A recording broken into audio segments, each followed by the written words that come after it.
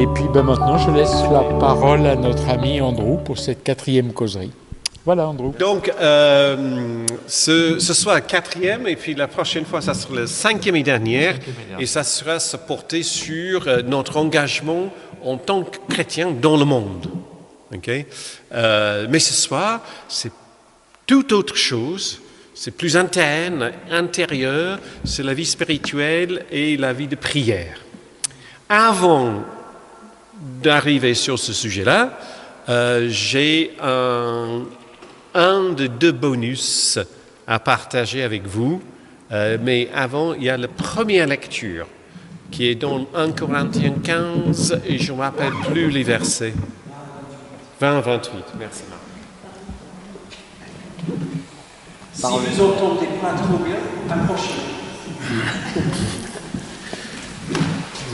Mais non, Christ est ressuscité des morts, prémisse de ceux qui sont morts. En effet, puisque la mort est venue par un homme, c'est par un homme aussi que vient la résurrection des morts. Comme tous meurent en Adam, en Christ, tous recevront la vie. Mais chacun à son rang. D'abord les prémices, Christ, puis ceux qui appartiennent au Christ lors de sa venue. Ensuite viendra la fin, quand il remettra la royauté à Dieu le Père, après avoir détruit toute autorité, tout pouvoir, toute puissance. Car il faut qu'il règne jusqu'à ce qu'il ait mis tous ses ennemis sous ses pieds. Le dernier ennemi qui sera détruit, c'est la mort, car il a tout mis sous ses pieds. Mais quand il dira « tout est soumis », c'est évidemment à l'exclusion de celui qui lui a tout soumis. Et quand toutes choses lui auront été soumises, alors le Fils lui-même sera soumis à celui qui lui a tout soumis, pour que Dieu soit tout en tous. Bon, j'aimerais commencer avec cette idée de comment Dieu et le monde interagissent ensemble. Et donc, dans ce texte-là, il y a Dieu tout en tous. Voilà. Et donc, il y a un mot... Donc, je vais commencer avec un peu de philo gentienne, ok? Parce que tout le monde, on n'a pas eu le temps de vous endormir pour l'instant, donc c'est le moment maintenant, ok? Donc, il y a...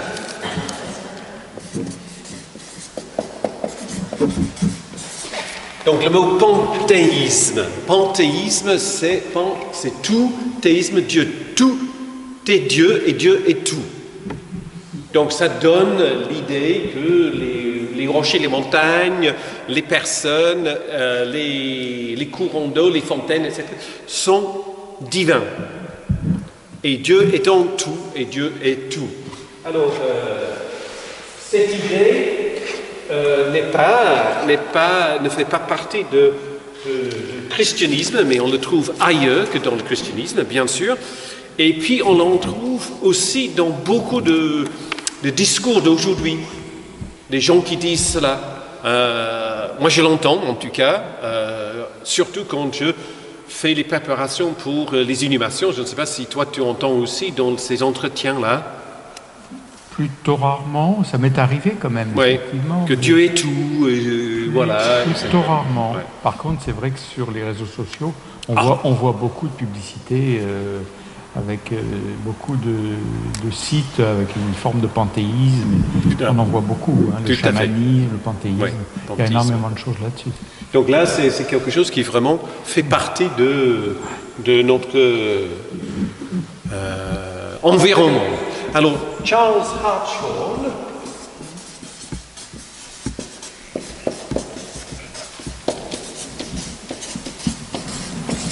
donc Jean-Philippe Marc m'avait posé la question sur une biographie à la fin de tout ça. Donc vous aurez tous mes écrits. Hein? Qu'est-ce que j'ai dit? Bibliographie, pardon, bibliographie. Et vous aurez tous mes écrits et je vous donnerai 2 bibliographies, une en français, des auteurs et des œuvres qui existent en français, que je connais, mais il y en a peut-être d'autres. Hein. Et je vous donnerai 10 fois plus, bien sûr, de ce qui est en anglais. Mais c'est comme ça la vie, voilà. Alors, Charles Hartshorne, c'était une personne qui était vraiment très près de Whitehead, le grand penseur de tout ça. Et Whitehead, philosophe et scientifique, Hartshorne, théiste, penseur théologique. Et c'est lui qui a vraiment travaillé à partir de Whitehead, ses idées et en théologie. Et lui, Hartshorne, dit sur tout ça que le concept classique que nous avons de Dieu comme Dieu perfection déforme le récit biblique de Dieu. Si on décrit Dieu comme indépendant, immuable, omnipotent, d'ailleurs j'ai regardé dans le dictionnaire ce que ça veut dire omnipotent, et voilà, tout fait. Et le premier exemple dans le Robert, c'était un dictateur. Voilà. Et je me suis dit, bon, ça ne colle pas avec Dieu. Donc, Hartshorne propose, au lieu de ce mot-là, alors je vais écrire avec des traits d'union pour les séparer, mais normalement c'est un seul mot. Panthéisme. Donc ce n'est pas tout est Dieu, mais Dieu est en tout. Et tout est en Dieu. Ça maintient l'altérité entre le Créateur et la création. Les deux ne sont pas confondus, mais sont tellement intimement liés que l'un se trouve à l'intérieur de l'autre et vice-versa. Est-ce que vous voyez la différence? Moi, j'ai assez bien en tête cette différence-là. Et l'idée est que Dieu est tout inclusif, mais que ce que Dieu crée n'est pas le Créateur. Et il y a un petit livre, je ne sais pas si tu l'as rencontré ce livre par Martin Buber dans tes études. Frédéric. Ou est-ce que d'autres personnes ont rencontré Martin Buber? Oui. Il est décédé dans les années 60. Le philosophe juif. Martin Philosophe Buber. juif autrichien. Oui, oui. Qui a fait un livre. Moi, je et tu. Voilà. Je et tu. Je l'ai, mais je ne l'ai pas lu. Oh, Un grand classique. Prends le temps ce week-end. Ah oui, oui. Prends le temps ce week-end. C'est un tout petit livre. Oui. Et donc, dans ce livre-là, Martin Buber, d'une manière vraiment très intuitive, très attachante, dans ce livre, il explique que le thème de la vie humaine se trouve dans ses relations. Toutes nos relations, il dit, nous amènent en fin de compte, à entrer en relation à Dieu qui est ce tu éternel. Toutes les relations se tissent pour nous mener à ça. Et je trouve c'est un plaisir à lire. Oui, voilà. J'ai 2 livres à vous proposer ce soir, ça c'est le premier. Oui. Et donc John Cobb, que nous avons déjà rencontré dans nos précédentes séances, décrit Dieu comme un Dieu pénétrant dans la réalité de l'existence. Et que cette pénétration va dans les deux sens, comme on avait déjà dit, que les créatures, aussi participent à ce que Dieu soit Dieu. Donc Dieu reste Dieu, le tu éternel, parce que c'est seulement Dieu qui a cette vision de toutes les possibilités et de tout ce qui existe et maintient devant le monde toutes ces visées de l'épanouissement. Nous pouvons dire que Dieu est partout, mais partout. Ou comme dit Cobb, le monde n'existe pas en dehors de Dieu ou séparément de Dieu, mais le monde n'est pas non plus Dieu ou juste une partie de Dieu. Et je trouve que je n'ai pas besoin d'un mot, mais ce mot, ce qui est décrit derrière ce mot, m'aide énormément dans ce qu'on avait regardé très rapidement la dernière fois sur la Trinité, cette idée de relation à l'intérieur même de Dieu, de ce va-et-vient, ces transformations-là. Et dans la spiritualité, voilà, tu parlais de week-end spiritualité pour notre région, mais dans la spiritualité, je trouve cette dynamique absolument engageante pour ma part. Est-ce que tout ça c'est bon? Si c'est bon, oui.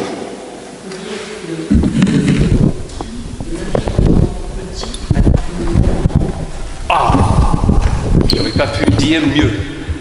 Est-ce que tu veux le micro? Est-ce que tu peux le redire? Et parle doucement et fort. Je disais, on peut dire que Dieu est en tout, de l'infiniment petit à l'infiniment grand. J'ai une prière que j'utilise dans les cultes de temps en temps, pas souvent, de temps en temps, qui prend ça, Dieu qui est tellement englobé de l'univers, et si s'insérer dans les flux de notre corps. Et c'est Théa de Chardin. Merveilleux texte de Théa de Chardin. Je ne vais pas le citer mal, mais tu l'as en tête? Attends, le micro passe. Théa de Chardin, il dit tout ce qui monte désormais converge. Tout ce qui monte converge, ouais. Tout ce qui monte converge. Voilà. Et puis il a ce texte qu'il a écrit juste à la fin de sa vie, où c'est une sorte de texte de prière. Peut-être si je n'oublie pas, je vais l'amener la prochaine fois au lieu de faire un mauvais truc. Voilà. Donc je vais chercher pour la prochaine fois. Okay? Voilà. Et je vais peut-être passer pour une lecture la prochaine fois. Mais nous arrivons, alors si on peut passer maintenant, nous arrivons à la deuxième lecture, qui est la suite, à peu près la suite de notre première lecture. C'est toujours dans 1 Corinthiens chapitre 15, mais un peu plus loin. Et c'est Pierre qui perd. Voilà.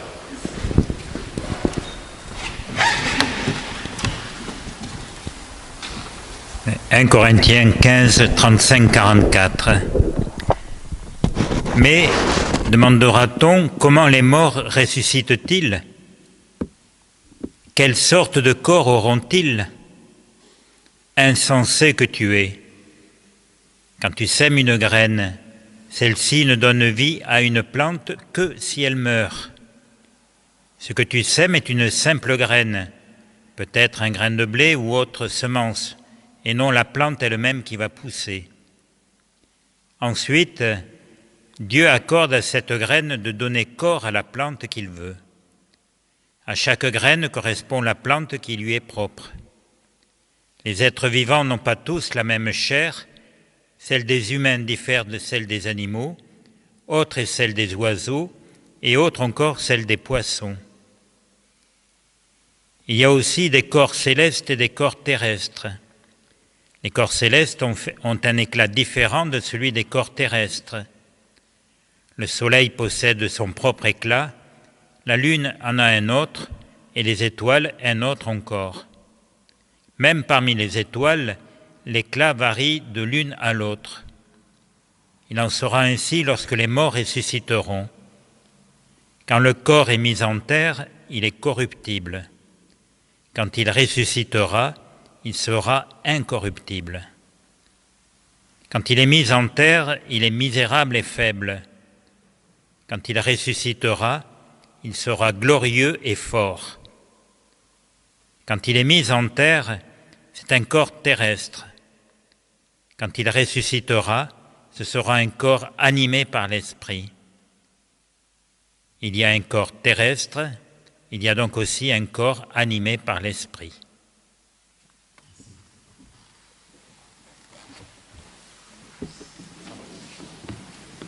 Ce sont les lectures bibliques que nous ne trouvons pas dans notre liste de lectures de dimanche après dimanche et on ne les entend pas souvent. Alors là, j'ai une deuxième lecture pour introduire cette partie. Voilà. Et donc, ce n'est pas du tout de la Bible. C'est d'une femme mystique anglaise du XIVe siècle qui s'appelle en anglais Julian of Norwich. Je pense qu'en français, on dit Juliane ou Julienne ou Juliane, sainte de Juliane. Voilà. Donc, je pense que ça, en tout cas, dans le calendrier anglican, son jour, c'est le 10 mai. Mais je ne sais pas dans le calendrier catholique, de l'Église catholique. Elle était une femme, mère de famille, des enfants, et elle a tout perdu dans sa vie. Elle était extrêmement malade, elle était en train de mourir sur son lit, et à ce moment-là, elle a reçu ce qu'elle appelait plus tard les révélations de l'amour divin. Et donc elle a fait un petit écrit qui s'appelle les révélations de l'amour divin. Et après son rétablissement, elle a demandé d'être cloîtrée dans une petite chapelle de l'église de Norwich, avec un trou, fenêtre pour passer les aliments et puis passer une fois que les aliments sont passés, quoi. Vous voyez ? Et donc, les gens venaient de partout d'Angleterre pour s'entretenir avec elle. Il n'y avait pas de Facebook, il n'y avait pas de réseaux sociaux. Et les gens savaient qu'ils pouvaient venir et parler avec cette personne, Julian. Et moi je trouve absolument remarquable cette femme. C'est le deuxième livre que je vous recommande ce soir. Julian de Norwich, Révélation de l'amour divin. C'est tout petit et vous pouvez prendre un paragraphe par-ci, par-là, au lieu d'essayer de tout en même temps.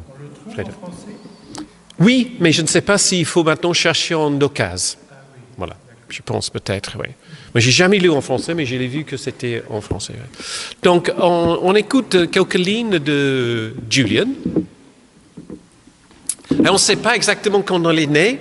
On ne sait même pas quand elle est morte. On sait qu'elle était encore en vie en 1416. Mais c'est tout. Hein?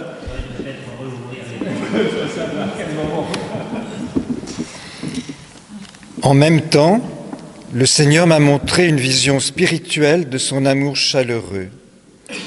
J'ai vu qu'il est tout ce qui est bon et agréable pour nous. Il est notre vêtement qui, par amour, nous enveloppe, nous serre et nous enferme tous dans son amour bienveillant afin qu'il ne nous quitte jamais. Étant en toute chose ce qui est bon, selon ce que j'ai compris. Alors il me montra, gisant dans la paume de sa main, une petite chose de la grosseur d'une noisette et, selon ce que je compris, ronde comme une bille. Je l'observais et pensais, qu'est-ce donc ? Il me fut répondu de façon générale, c'est tout ce qui est créé. Je m'étonnais que cette chose-là pût subsister, car, me sembla-t-il, un si petit rien pouvait être anéanti en un instant. Il me fut répondu dans mon entendement, il subsiste et subsistera à jamais parce que Dieu l'aime. Ainsi, toute chose tient son être de l'amour de Dieu. Dans ce petit rien, je vis 3 propriétés. La première, Dieu l'a créé. La deuxième, Dieu l'aime. La troisième, Dieu le garde. Mais lui, qu'est-il pour moi ? Celui qui crée, celui qui aime, celui qui garde. Aussi longtemps que je ne suis pas substantiellement uni à lui, je ne puis avoir ni plein repos, ni pleine béatitude. C'est-à-dire, aussi longtemps que je ne suis pas lié à lui d'un tel lien qu'entre mon Dieu et moi, il n'y a plus rien qui nous sépare. Je suis content qu'il y avait des à la suite de cette lecture parce que vous avez la même réaction que moi à ces paroles. Sont super, hein, vraiment touchants. Donc, Jean-Philippe a trouvé que c'est disponible neuf en français sur Internet. Donc, vous pouvez commander dans la librairie locale. Alors, moi j'ai dit, parce que c'est en anglais, hein.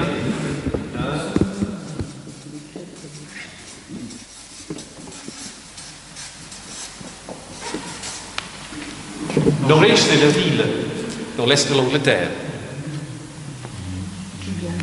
Julian. Oui, mais c'est un nom d'une femme en anglais. Okay. Ils font jamais les choses pareilles en Angleterre. Voilà. Ok. Et là, ça trotte dans ma tête depuis des années, ces trois propriétés que Dieu crée, Dieu aime et Dieu garde.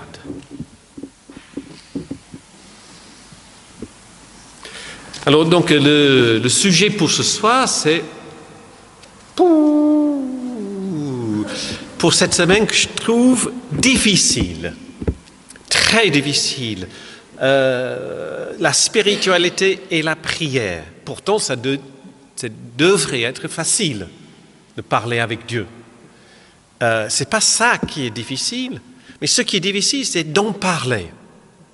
De parler de la spiritualité, parler de la prière. Et ça, je trouve très, très difficile. Et jusque-là, donc c'est la 4e tentative avec ce sujet devant vous. Et je me suis dit que c'était vraiment pas facile. Alors, je ne sais pas, est-ce que vous priez? Est-ce que tout le monde va dire oui parce qu'on est dans un temple? Et puis, il y a des autres qui vont me regarder si j'ai dit non.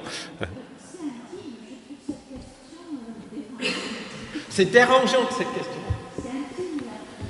Ah, j'ai pas l'impression que c'est intime quand je suis ici en disant prions. D'accord. Parlez dans les micros. Donc il y a les différentes prières. Et donc la prière intime, qu'on laisse intime. On laisse dans la chambre avec la porte fermée, comme dit Jésus. Non, c'est pas ça, c'est la question qui dérange. D'accord, mais est-ce que ça dérange tout le monde? Aussi. Oh, est-ce que je peux te demander à quel niveau? À quel niveau? Ben parce que c'est intime. Ok. Non, pas trop. On peut prier partout. Oui. Est-ce que... C'est bon. Très bien. On peut prier partout. Oui. Dans un temple, dans une église, au pied d'un arbre, dans la forêt, au bord de l'eau. Assis sur les toilettes. Oui, attention s'il y a... On peut prier partout. Ok. Donc d'abord, il n'y a pas de lieu nécessaire pour prier. Est-ce qu'il y a un moment... Je connais les personnes, un couple très âgé, jusqu'à il y a quelques mois parce que le monsieur est décédé, mais jusqu'à sa mort, tous les matins, un couple d'Anglais qui habitait en France, elle descendait, préparait le petit déjeuner et avec le plateau dans le lit, il lisait le livre qui était prévu dans la Bible et il priait. Et donc il priait le matin, mais tous les matins comme ça. J'ai trouvé magnifique de ce témoignage-là. Donc, il y a aussi des gens qui ont besoin d'une sorte de cadre pour prier. Oui? Est-ce que vous avez un rythme de prière, à part dans les assemblées? Ouais. Non, c'est juste, ça vient et ça vient pas. Ça peut demander une certaine discipline aussi.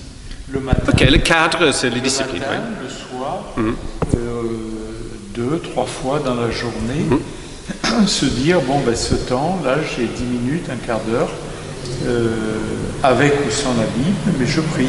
D'accord. Et je pense qu'il y a, dans nos communautés, il y a beaucoup de chrétiens qui, à différents moments de la journée, prient seuls, parfois en couple, quand on a la chance d'être à deux.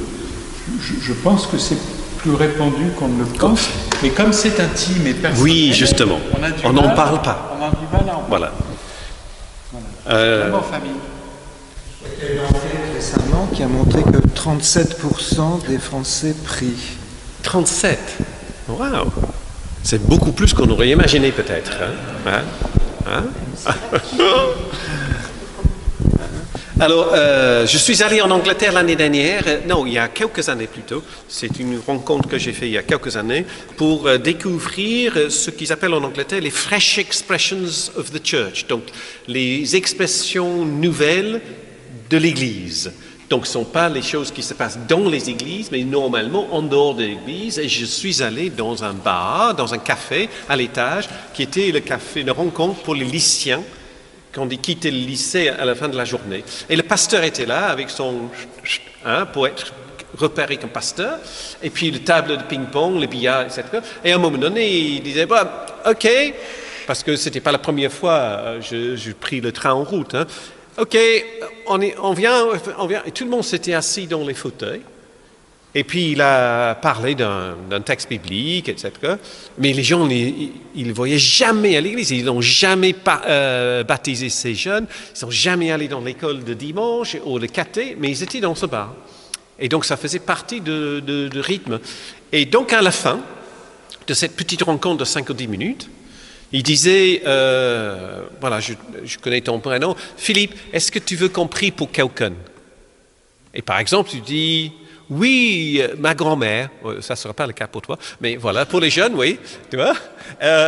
Et puis, on fait le tour, et les gens disent, non, ça va, ah oui, moi j'aimerais bien prier pour un tel, ou j'aimerais bien prier pour telle ou telle situation, tu vois. Et donc, ce mec, il avait une mémoire qui carburait, parce qu'il revenait pour dire, voilà, Frédéric, est-ce que tu veux prier pour la grand-mère etc. Et ce n'était pas la personne qui disait que je veux prier pour, qui priait. Et donc le lien était incroyablement tissé et fort dans ce moment de prière. Et c'était une prière avec le parole, le mot. Ce n'était pas « Ô Seigneur », machin, tout le reste, et puis « Amen ». C'était vraiment juste une phrase qui devenait une prière à ce moment-là. Moi, j'ai trouvé une autre façon de prier incroyable. Incroyable. Et j'ai regardé le rugby dimanche. J'ai regardé l'essai contre le Pays de Galles. Le magnifique où il a transporté le ballon, il a placé l'autre côté de la ligne. Est-ce que tu l'as vu ce qu'il a fait?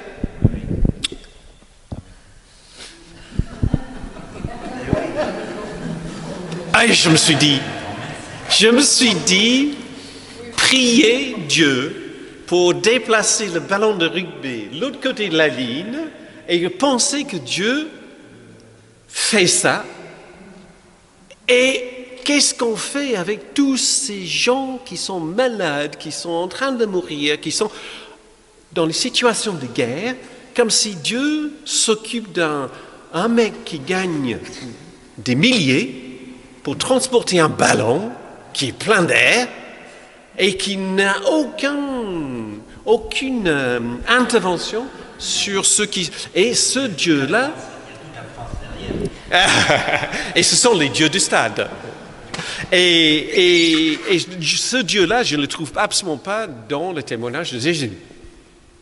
En plus. Et donc, moi, je suis reconnaissant dans ma vie de prière d'un pasteur américain. Bon, il faut dire quand les Américains sont bien, parce que c'est facile à dire le contraire. Okay?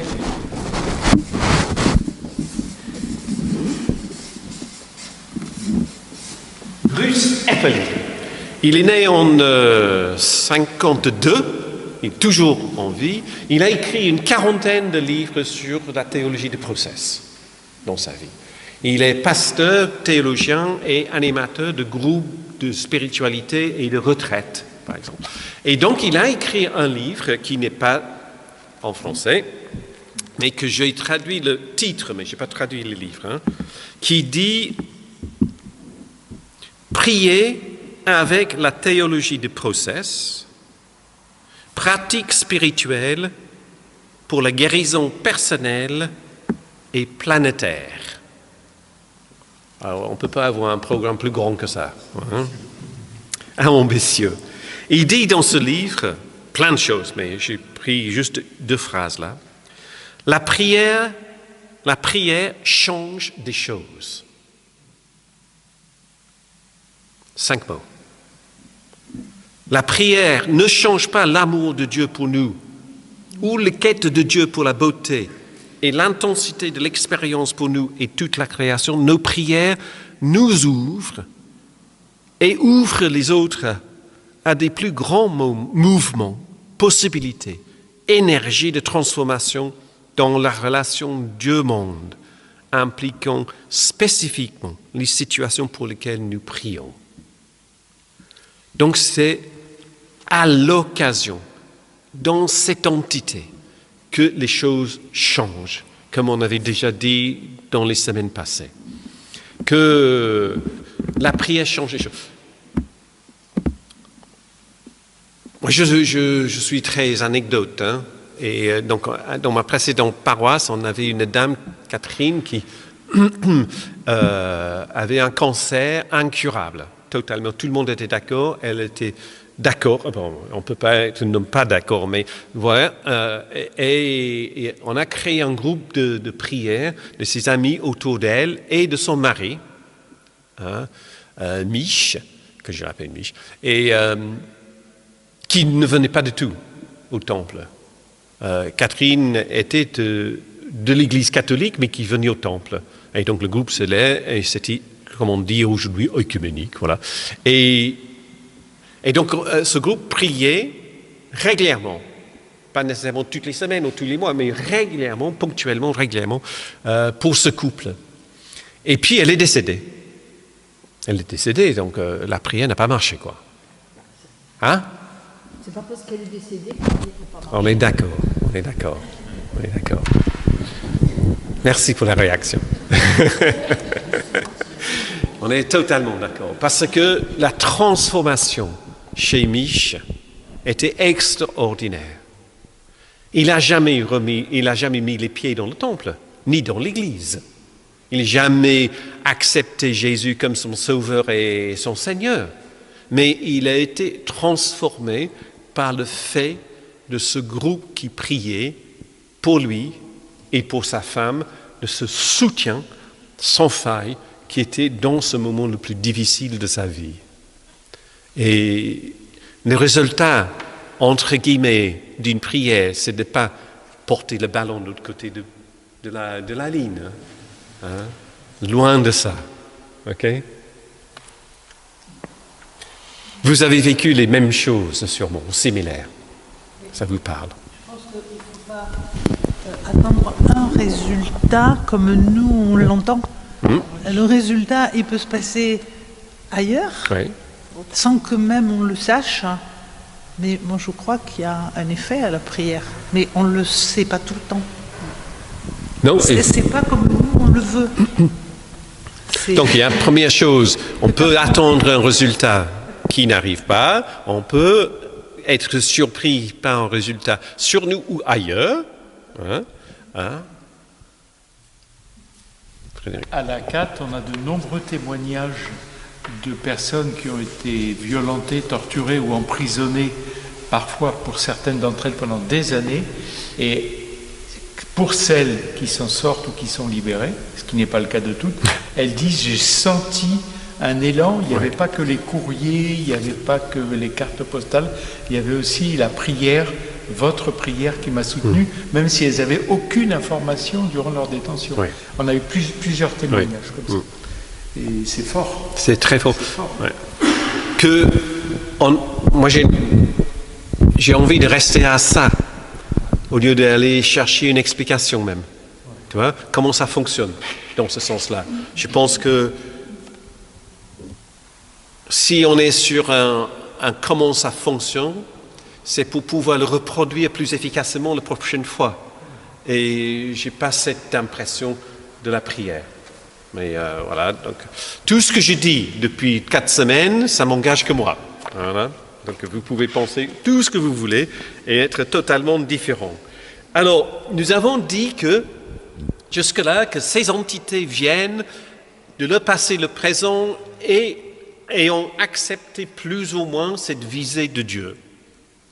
Et au moment de devenir, ces entités ne sont plus, mais ce qui a été fait et vécu reste dans Dieu.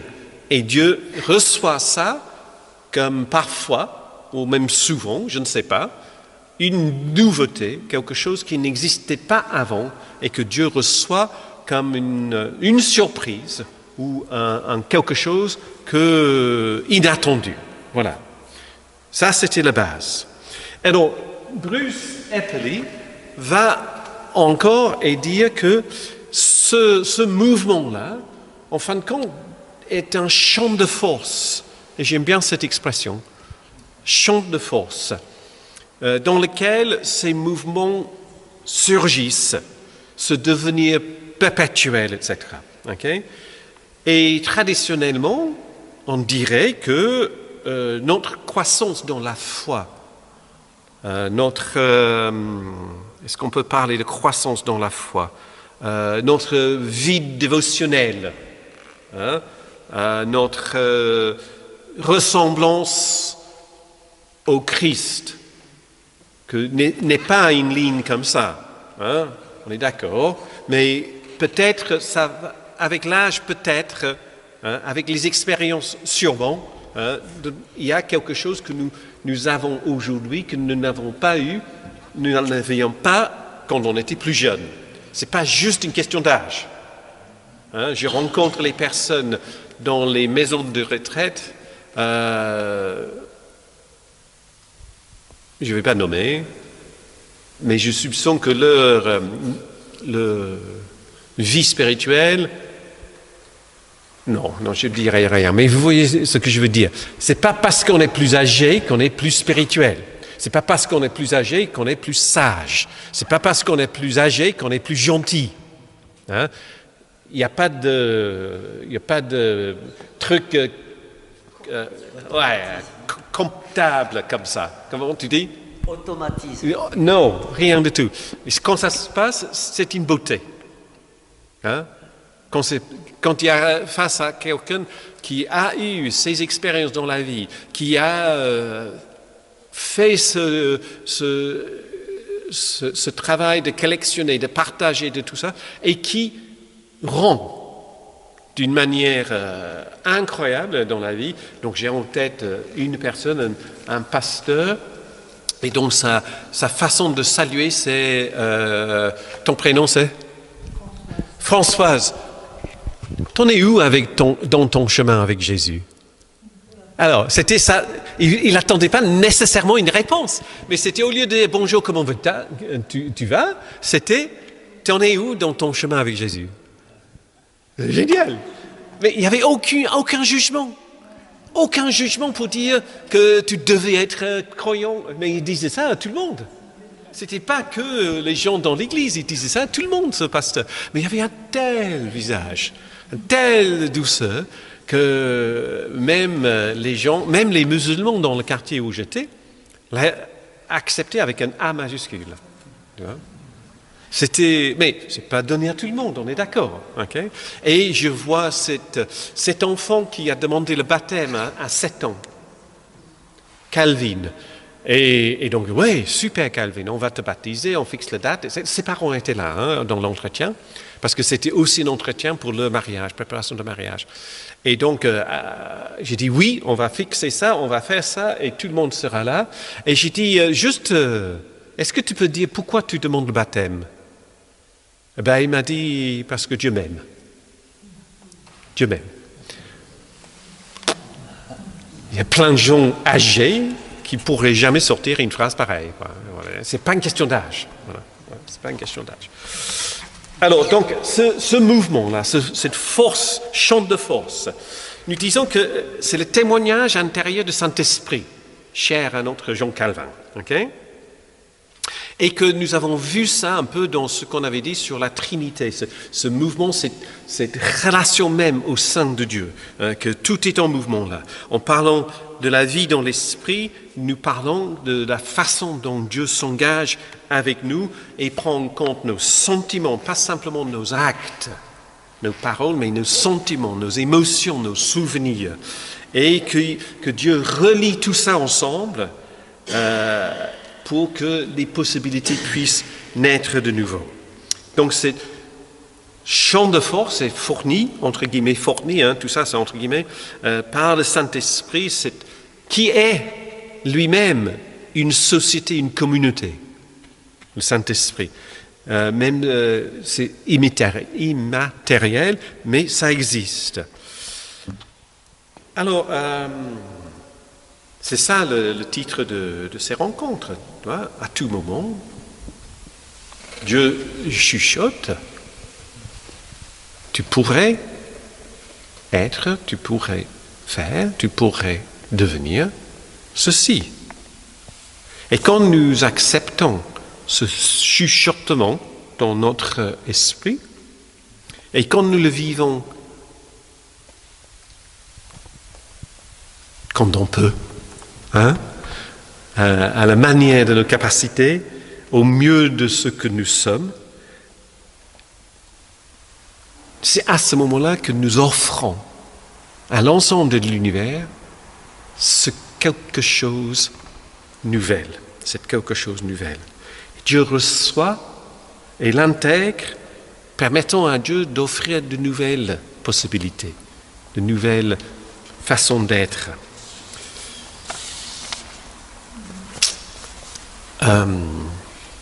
J'ai dit que c'est pas facile, hein, mais voilà. Je pense que il n'y a pas longtemps, je suis allé à Bayeux pour voir la tapisserie. Vous avez vu la tapisserie de Bayeux? Mais pour moi, c'était une émotion spirituelle, hein, de voir ce travail. C'est absolument magnifique, magnifique, magnifique. Ça fait 1000 ans que c'est là. Hein? 1000 ans. Et donc d'abord, vous commencez avec la visite guidée avant de voir la tapisserie. En tout cas, ce que j'ai fait il y a quelques années. Et donc, vous voyez les détails, comment les femmes ont reproduit les trucs, etc. Et on voit que y a des fils qui sont cassés, qu'elles ont fait un nœud derrière pour les rejoindre, qu'ils n'avaient pas la même couleur que le fil d'origine, donc ils ont continué avec une couleur à peu près, mais pas exactement la même, qu'il y a les nez qui sont un peu de travers, mais sont dans une tapisserie. Donc ça me dit que c'est un peu ça. On perd le fil, on coupe le fil avec Dieu dans notre vie de prière. J'étais membre d'une communauté qui s'appelait la communauté de Iona, qui est une île dans le nord de l'Écosse, qui était l'île de Saint Colomban, qui était l'évangéliste du IVe siècle et qui a évangélisé les îles britanniques.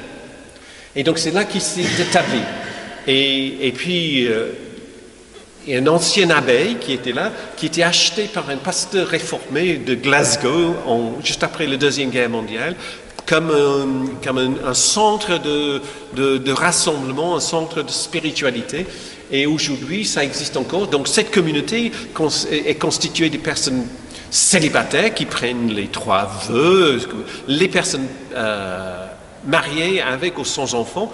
Il n'y a pas de différence d'être membre de cette communauté. Et on peut être membre de la communauté et vivre là-bas. Pour vous, là, hein. Parfois, en été, il fait jusqu'à 15 degrés. Et puis, je ne sais pas s'il y a un jour où il ne pleut pas. Voilà. Mais c'est l'Écosse, hein. C'est l'Écosse. On aime l'Écosse comme ça. Et où tu peux être membre là où tu es. Moi, j'étais membre là où j'étais. Et le minimum d'engagement, c'était de dire que je prie à midi. À midi, je prie. Sachant qu'à midi, plein de monde, dans le monde entier, prie. Mais le midi auquel je priais, ce n'était pas le midi à San Francisco. Hein? Mais à midi, vous voyez, il y a Mais dans l'engagement, si tu ne peux pas, si tu oublies, c'est pas grave. C'est génial. C'est génial. Exact. C'est le nœud qu'on refait quelques semaines plus tard. Mince, j'ai oublié, ça fait 3 semaines que j'ai pas prié à midi. Hein? Et le fil que j'avais là, je l'ai plus dans ma poche, donc il faut inventer quelque chose de nouveau. Mais ce n'est pas grave, parce que Dieu contemple l'autre côté de cette tapisserie. Voilà. Et je pense que c'est ça notre prière. C'est ça. Qu'on le fait pas, quand on le fait entre guillemets mal, mais je ne pense pas qu'il y a une façon mal de faire la prière, quand on fait avec tout notre cœur, ou on fait ce qu'on nous appelait, on nous disait dans l'école de dimanche, les prières flèches. Comme bien, piou, voilà, c'est prié, c'est parti, voilà. Ou qu'on passe des heures et des heures à genoux, en silence, devant la flamme d'une... Je veux dire, ce n'est pas grave. C'est ça que j'ai pris après ce temps dans cette communauté-là, et qui m'avait libéré des idées reçues sur la prière. Et quand on discute avec lui, c'est-à-dire on discute avec soi-même, mais ah oui?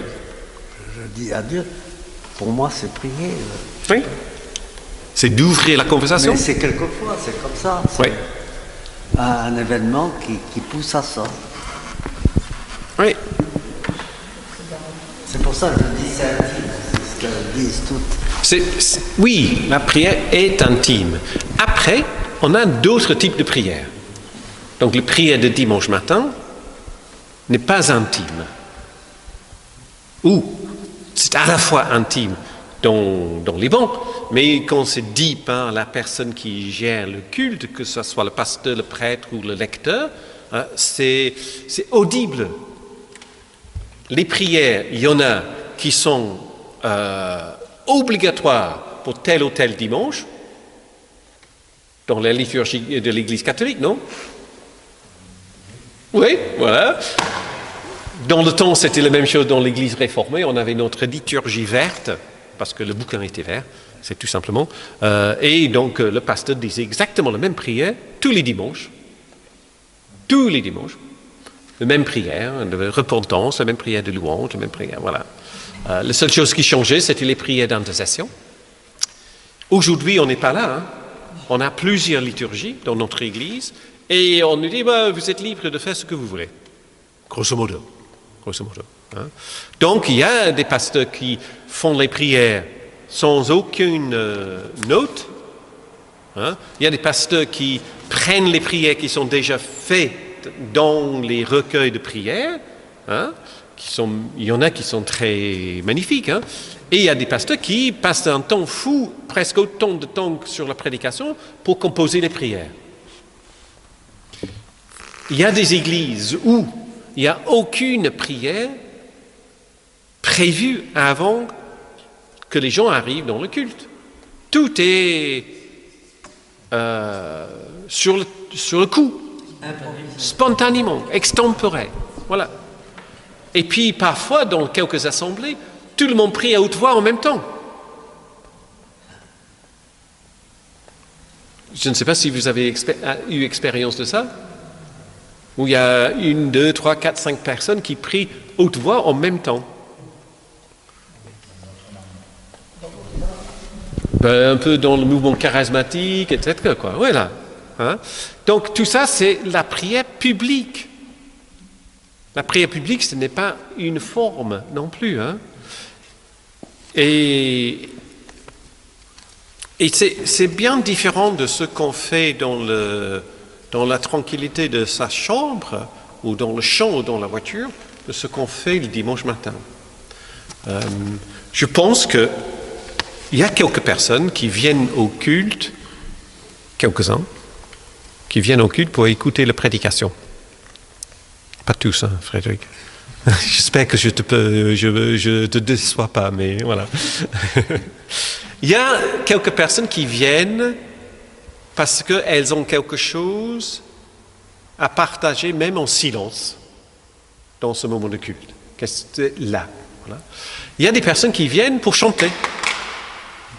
J'ai des personnes qui me disent, la seule raison que je viens au culte, c'est parce que j'aime bien chanter les cantiques. Hein? Ah bon, c'est pas la peine que je fasse une prédication. Alors, si tu fais pas de prédication et tu le remplaces par de chants, je serai aussi content, dit la personne. Au moins, c'est honnête. Hein? Et il y a des gens qui viennent effectivement pour cette communion. Et je pense que la différence que nous avons en Église, quand on prie, c'est que c'est attendu.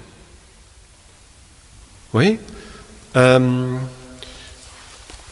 a mis en place pendant quelques années ce qu'on appelait les cultes familiaux.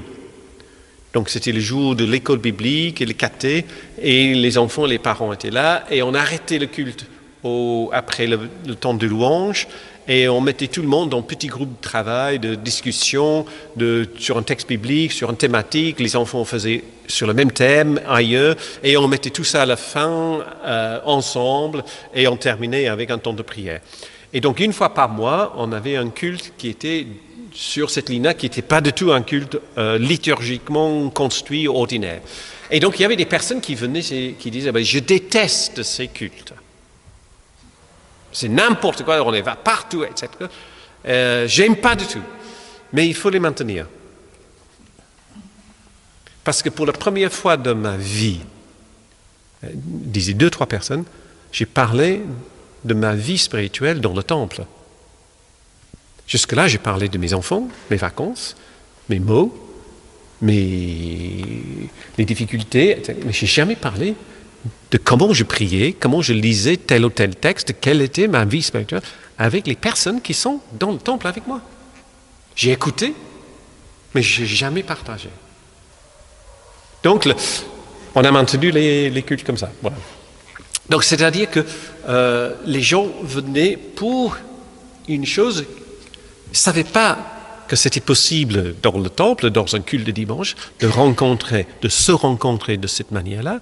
Et une fois que c'était découvert, même si la forme n'était pas adaptée, pas nécessairement très conviviale pour ces personnes, il ne fallait absolument pas le changer. On n'a pas changé.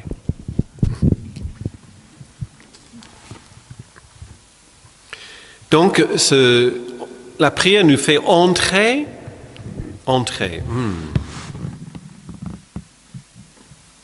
La prière nous fait inciter à venir dans ce champ de force et de faire notre force de proposition et de découverte là-dedans afin de pouvoir offrir quelque chose. La prière nous ouvre à ces poussées nouvelles d'énergie qui sont renforcées par tout ce que nous avons vécu jusqu'à là, nos décisions, nos manquements, tout ce que nous avons vécu est posé à ce moment-là. Nous ne sommes pas toujours réceptifs à ce que Dieu nous dit ou chuchote, mais pour ma part, je trouve que cette idée d'un champ de force divin a un sens pour moi dans ce mouvement. Et puis Vas-y, oui, pardon. Oui. Tout à l'heure, vous disiez la prière, c'est ce que j'ai compris en tout cas, c'est aussi être face à la flamme de la bougie, dans le silence. Voilà. Donc c'est un moment à la fois de prière et qui permet d'entendre peut-être ce fameux chuchotement. On peut l'avoir aussi, par exemple, dans la nature. Oui. Quand on a un esprit un peu contemplatif, oui. Quand on s'assoit et qu'il n'y a plus de pensée parasite, mais juste cette nature et on s'immerge dans cette nature et c'est une forme de prière. Tout à fait. Oui, ces moments qui sont privilégiés, les instants de grâce, on peut le dire, ouais. J'étais animateur, facilitateur pour un truc qui s'appelle, en français il faut que je trouve parce que c'est en Angleterre, développement personnel de Myers-Briggs. Je ne sais pas si...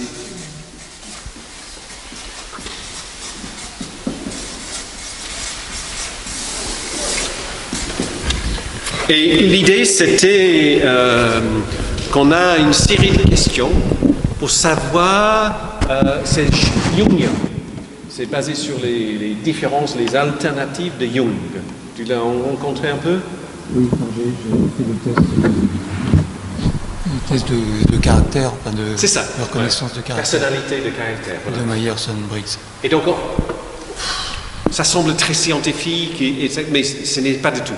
L'idée, c'est qu'à la fin, après toutes ces questions, etc., on a une sorte de grille d'évaluation pour soi, qui n'est jamais fixe. Parce que si tu fais le test 2 semaines plus tard, ça sera différent.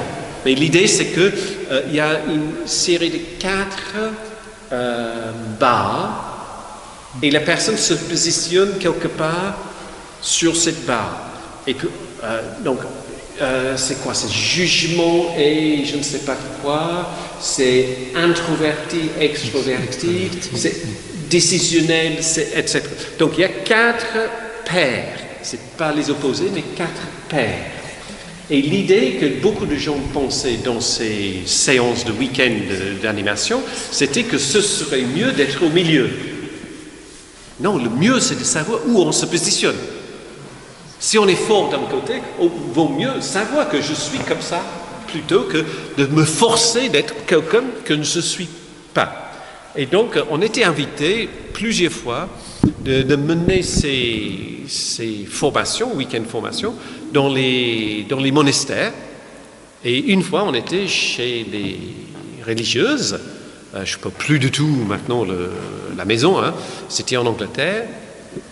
Et il y avait une jeune religieuse qui était catastrophée parce que toutes les autres sœurs étaient d'un côté de ces grilles. Parce que la vie religieuse doit être contemplative, intérieure, pas du tout extravagant, pas du tout plutôt introvertie, etc. Tu vois? Et elle se trouvait de l'autre côté. Mais elle se sentait bien. Elle se sentait bien.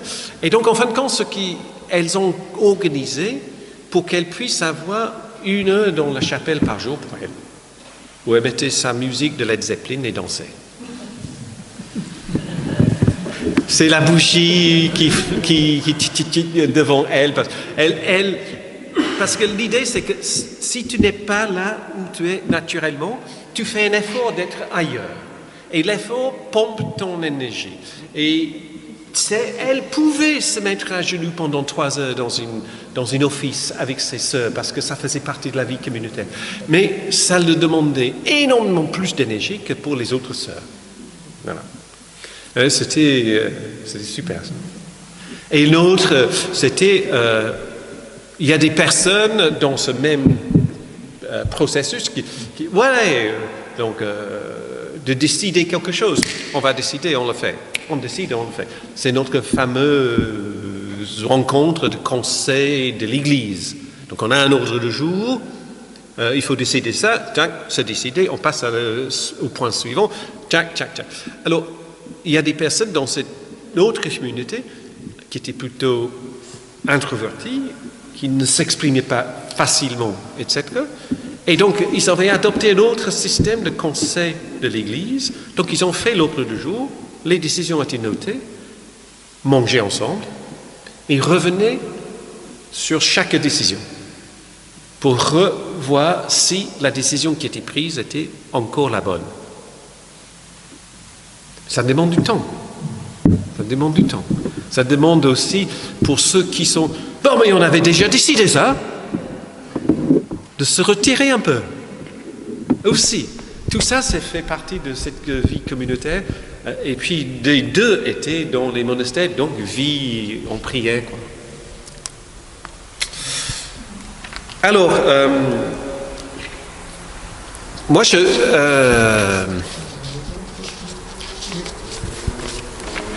pour moi, le moment, je ne sais pas si je peux dire ça, c'est jamais linéaire, hein, c'est jamais toujours, etc.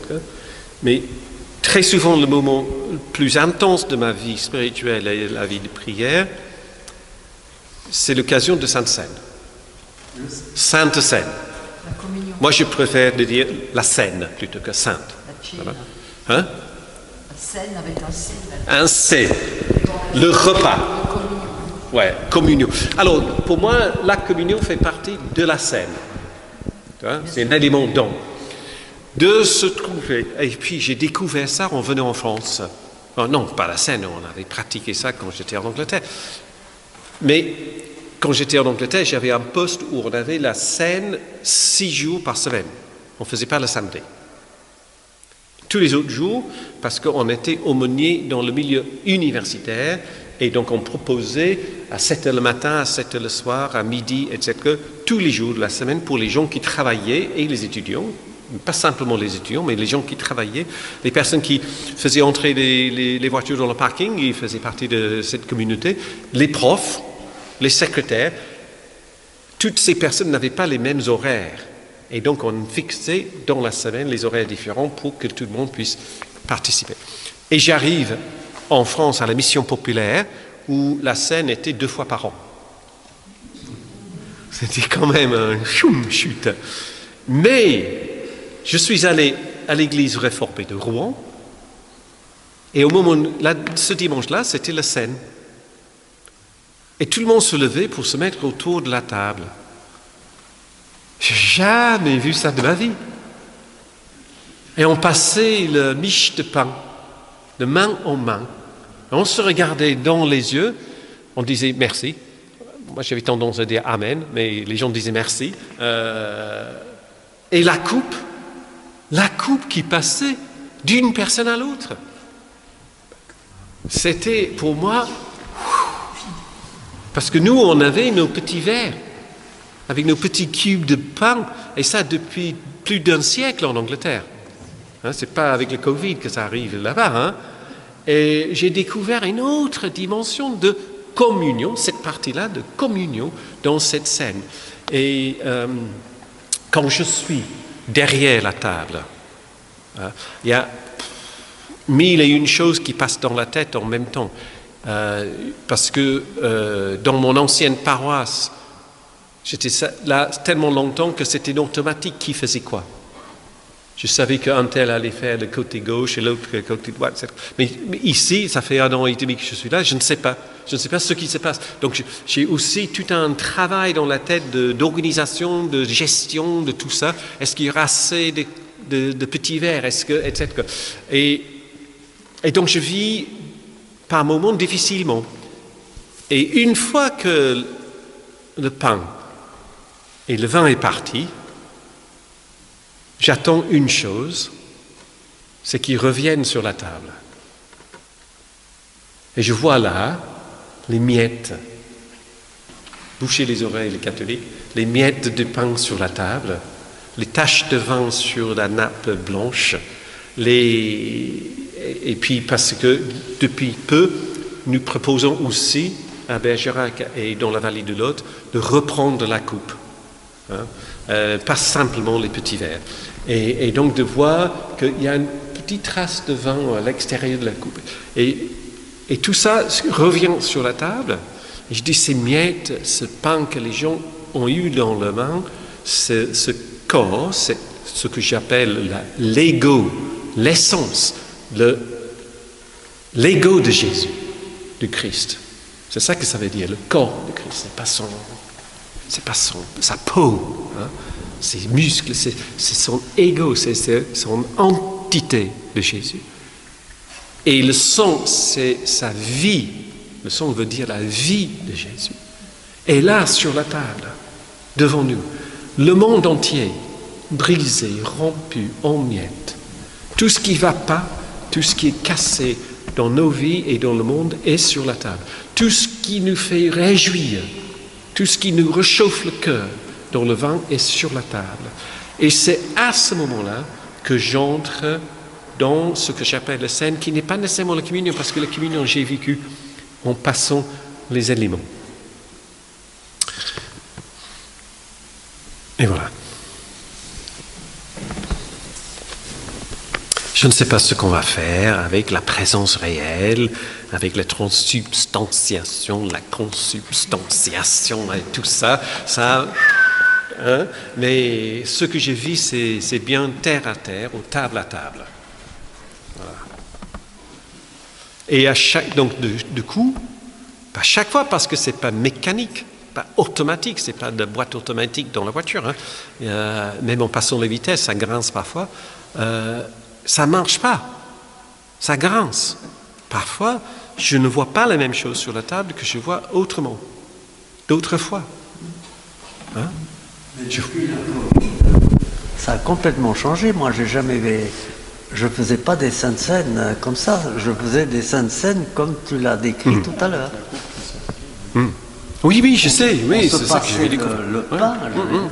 Alors, on s'est mis après à faire des morceaux pour éviter que c'était pas très commode avec la miche de pain. Mais j'aimais mieux la miche de pain. C'était ça, quoi. Le pain. D'abord le pasteur. Casse. Alors, donc, on avait un pasteur méthodiste.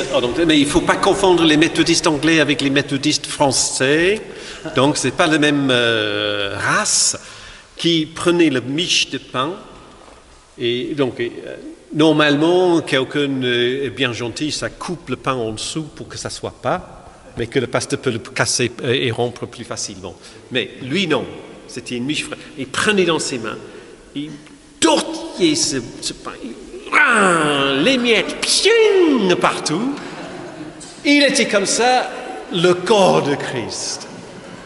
Oh! Incroyable! Vraiment, il vivait le moment en entier, quoi. Et j'ai un ami pasteur qui me dit, mais Andrew, quand tu dis les paroles de Jésus, il ne faut pas dire les paroles de Jésus et faire les gestes en même temps, parce que sinon tu te prends pour Jésus. Les paroles. Ceci, mon corps, etc. Donc, moi, je suis un de ces pasteurs qui rompent le pain à ce moment-là.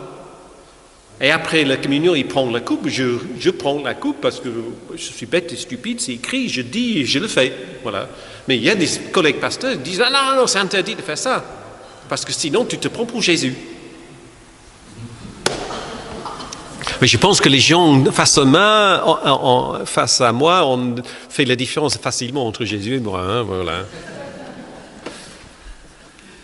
Non, mais il me semble que ce que j'ai vécu ici en France, c'était quelque chose de plus lié, hein, que j'ai vécu en Angleterre, parce qu'on restait dans les bancs, et puis ce qu'on appelle les diacres, les anciens, venaient avec les petits plateaux pour nous servir, comme on avait fait au commencement, tout de suite après le confinement.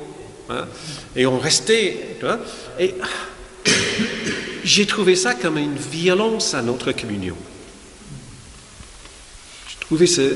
Et d'avoir les pinces pour le pain. Tu vois, pour ne pas toucher le pain avec les mains. Mais ce qu'il y avait, c'est que quelquefois on se mettait tous ensemble. Enfin, c'est la tradition. Oui. Hein. Mais il y a quand même des gens qui restaient. Parce que, soi-disant, ils ne se sentaient pas la possibilité personnelle de recevoir le Christ. Enfin, alors, ce qui est dit régulièrement chez nous, c'est même si tu ne veux pas prendre le pain et le vin, venez dans le cercle. Venez dans le cercle, que nous soyons ensemble et passer le pain et le vin tout simplement. C'est venu petit à petit. Oui. Moi, en 60, c'était pas comme ça. Ah ben non, on est d'accord. Ouais. Il y a des églises qui pratiquent ce qu'ils appellent la table fermée. Oui, voilà.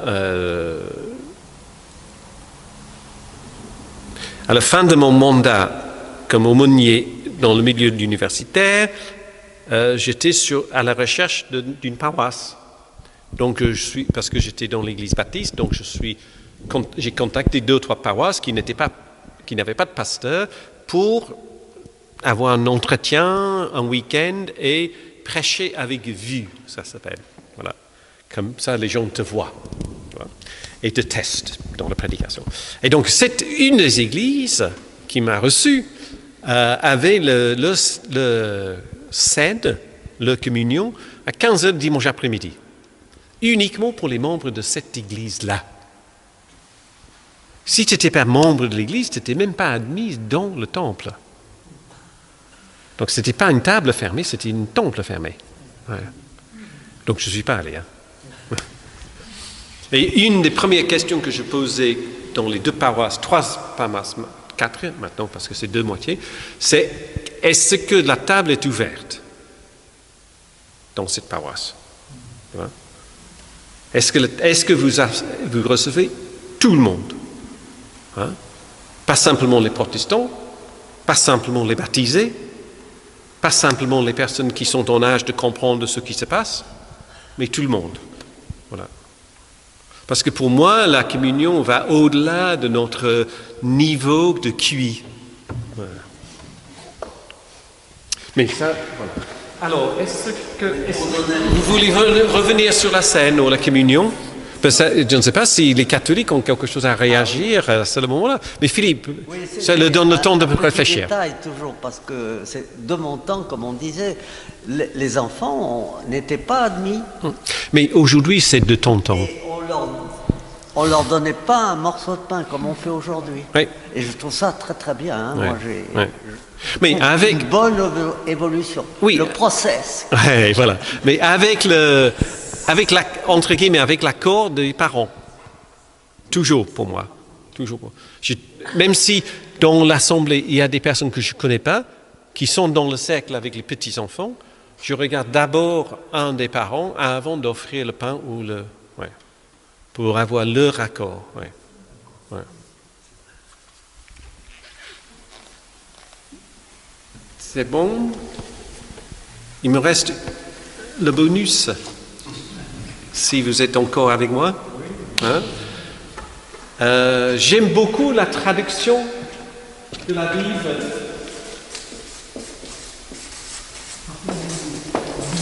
Parole de vie. C'est une Bible, j'ai rencontré la personne qui était derrière cette Bible, c'était une religieuse missionnaire en Afrique. Et donc elle voulait avoir une Bible en français qui prenait en compte que pour les Africains, le français était leur 4e ou 5e langue. Donc elle a travaillé avec les traducteurs et tout ce que vous voulez pour produire une Bible avec 800 mots de vocabulaire.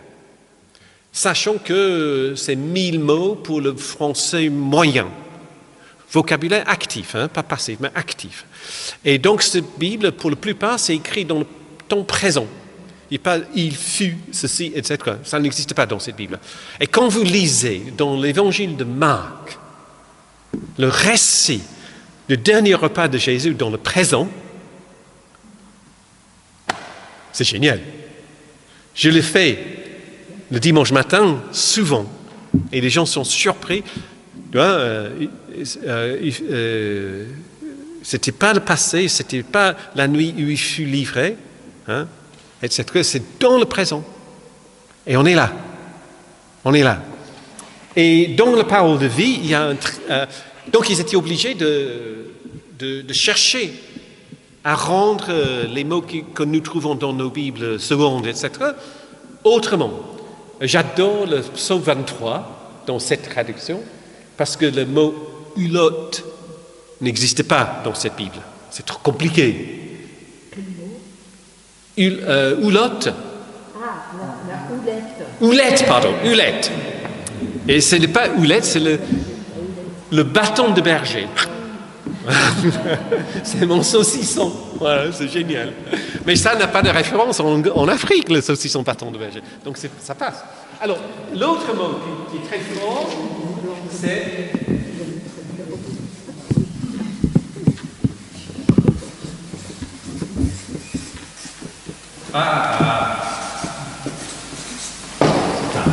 Bon. La vie éternelle n'est pas dit dans cette Bible, c'est la vie pour toujours. Et quand je décortique toujours en tous les jours, la vie éternelle n'est pas un ajout à notre vie, une sorte d'extension comme chez le coiffeur, c'est quelque chose qu'on vit tous les jours. C'est à chaque jour de notre vie, cette vie éternelle. Et je trouve que dire comme ça, vie pour toujours, change la perception de cette vie éternelle. Okay? Et donc, le chrétien insiste sur une dimension de la vie qui va au-delà de notre vie corporelle. Qu'est-ce que c'est, etc. Voilà, c'est une grande question. Hein? Et c'est que de la spéculation, pour ma part en tout cas. Mais la résurrection de Jésus, c'était l'exemple même que la vie corporelle pouvait pas contenir tout ce qui était la vie. Et la résurrection était ce témoignage d'une certitude que quelque chose d'autre était là. Une intensité, une vitalité de cette vie en Christ. Et c'est comme ça que était le deuxième texte que tu as lu, c'est là-dedans. Okay?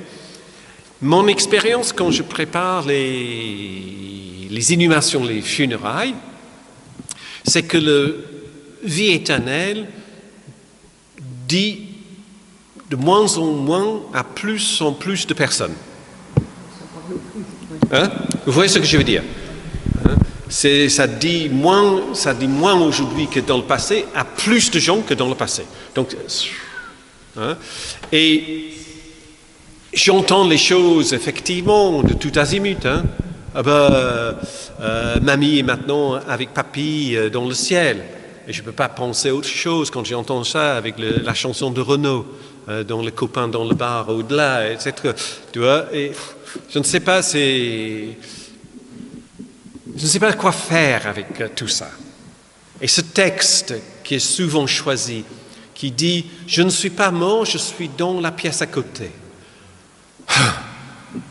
Je ne peux pas entendre ce texte. Et en plus, c'est dit d'après Victor Hugo. Je ne crois pas. Oui, ça passe. Ouais. Il dit Saint-Augustin, Victor Hugo. Saint-Augustin. Oui, n'importe quoi. C'était un déni de la mort. Total. C'est ne pas dire que la vie a un sens parce qu'à un moment donné, ça va s'arrêter. Notre devenir, en tant qu'entité vivante, va s'arrêter. Et ça sera la fin de cette vie. Et je ne conçois pas une vie humaine sans une vie corporelle. Je ne vous engage pas dans cette pensée-là. Mais pour ma part, je n'envisage pas une vie humaine sans le corps humain. Quand nous sommes morts, nous sommes morts. Je ne dis pas ça dans les entretiens d'inhumation. OK? Et j'avais un peu de mal avec cette pensée-là. Ouais, un peu. Et j'ai lu le livre de Delphine Orville, Vivre avec nos morts, où elle dit qu'elle était pas jalouse, mais elle était... et elle en voulait à ses collègues pasteurs. Tu l'as lu ou non? C'est à lire aussi. C'est une série de chapitres où elle raconte l'entretien avec une famille pour préparer les funérailles. Et parfois, elle déborde un peu dans les funérailles aussi, mais pas à chaque chapitre.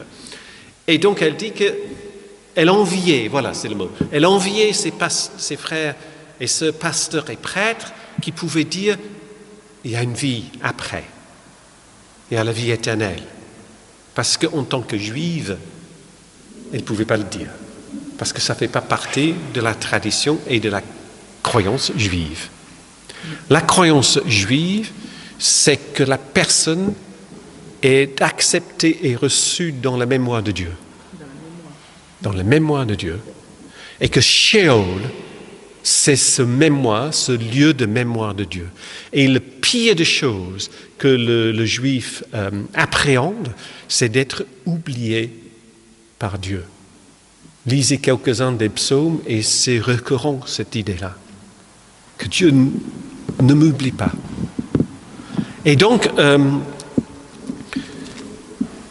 et je trouve cette idée où j'ai pas besoin de faire tout un truc avec violence avec moi-même, d'avoir cette idée d'une sorte d'âme qui s'envole, désincarnée à ma mort. J'ai pas besoin, c'est pas nécessaire pour être chrétien de penser des choses comme ça. Pour moi, ça me libère personnellement.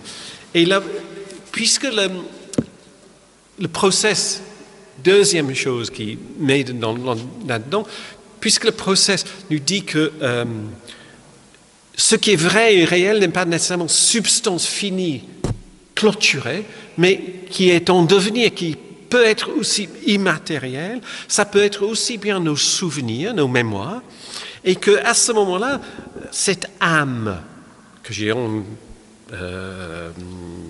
guillemets ici, est reçue, mais ce n'est pas l'instant de la mort, c'est la totalité de ma vie pour toujours et pour toujours.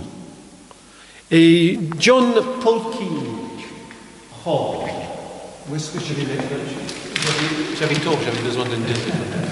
Je le mets ici, ici.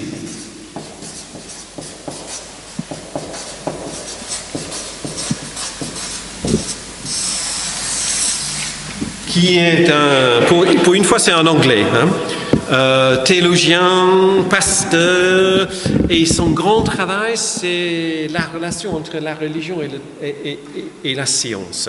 Il dit,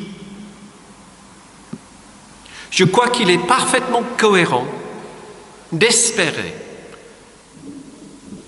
que l'entité, le modèle, la communauté que je suis sera mémorisée par Dieu et que dans cet instant sera recréé par Dieu et en Dieu le jeu reconstitué.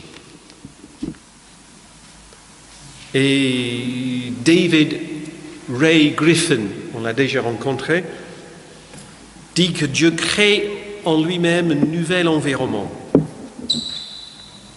Crée en Dieu un nouvel environnement. Comme j'ai dit, c'est spéculation.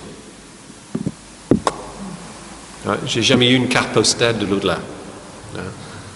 Mais je trouve que cette idée que, en fin de compte, peut-être c'est totalement égoïste de ma part, que d'une manière au-delà de ma volonté, je contribue à ce que Dieu est, et ça, maintenu en Dieu pour toujours, correspond à ce que je suis content de penser est la vie éternelle.